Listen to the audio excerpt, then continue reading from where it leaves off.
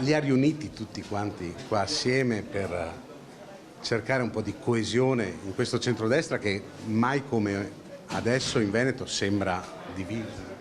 Ma non li ho riuniti io, il centrodestra in Veneto ha voglia di far politica, ha voglia di partecipazione. Erano in 600 a Cervarese Santa Croce nella campagna padovana alla fine alla cena per ricompattare il centrodestra organizzata da Leonardo Padrin, ospite d'onore il direttore editoriale di Libero Daniele Capezzone.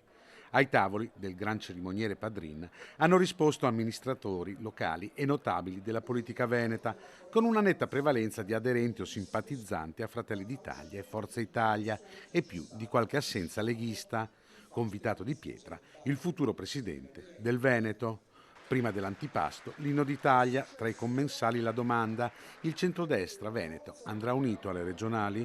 Nessun dubbio da parte di Capezzone. Sarebbe paradossale dare l'idea di una decisione presa a Roma e imposta ai cittadini veneti che, sono abituati da molti secoli orgogliosamente a decidere per se stessi e a non consentire ad altri di decidere da fuori. Sarebbe veramente assurdo pensare di impostare o imporre un meccanismo di questo genere e non accadrà. Pochi dubbi anche per un conciliante, Luca De Carlo. Quando possiamo noi stiamo assieme perché ci vogliamo bene.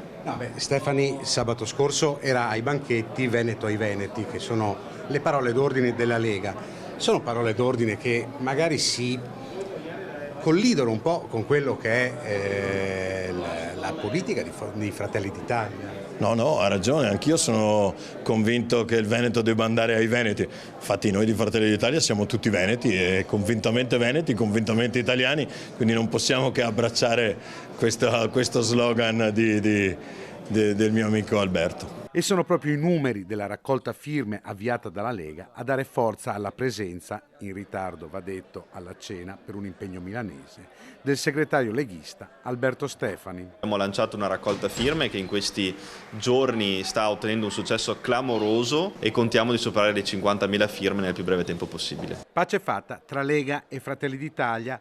Non ancora perché, nonostante le rassicurazioni di Capezzone, il pragmatico Flavio Tosi ricorda agli alleati dove vengono prese le decisioni. Come è sempre stato, verrà presa dal tavolo nazionale perché se Flavio Tosi ovviamente propone un candidato per Forza Italia, Stefani lo propone per la Lega, De Carlo lo propone per Fratelli d'Italia e De Poli lo propone per Noi Moderati e quindi non arrivi mai alla soluzione. Vi spaventa l'idea di una corsa solitaria della Lega? Ma non ci sarà mai.